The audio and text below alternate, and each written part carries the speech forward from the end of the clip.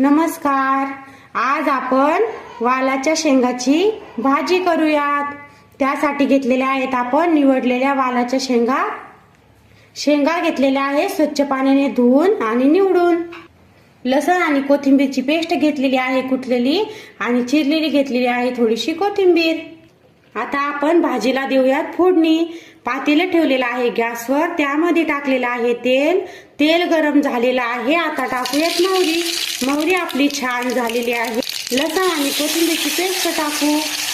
लसण आणि कोथिंबीरची पेस्ट झालेली आहे. आता टाकूयात 1 चमचा लाल चटणी, अर्धा चमचा टाकूयात हळद, चवीनुसार घेऊ टाकून मीठ, घेऊ टाकून वालाच्या शेंगा. अशा छान आपण घेतलेल्या आहेत वालाच्या शेंगा टाकून. आता शेंगांना घेऊयात परतून. तेलामध्ये छान शेंगा घेऊयात परतून. 2 मिनिट आपण ठेवूयात झाकण.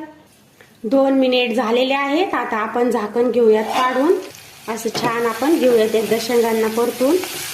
झाकण आपण घेतलेलं आहे काढून. अशा छान आपल्या शेंगा चमचमीत होत आहेत. आता आपण टाकून घेऊयात थोडासा शेंगदाण्याचा कूट. छान असं शेंगदाण्याच्या कुटाला पण छान मिक्स करून घेऊयात शेंगामध्ये. आता घेऊयात टाकून चिरलेली कोथिंबीर. अशी आपली छान झालेली आहे वालाच्या शेंगाची भाजी. अशी झटपट भाजी होते.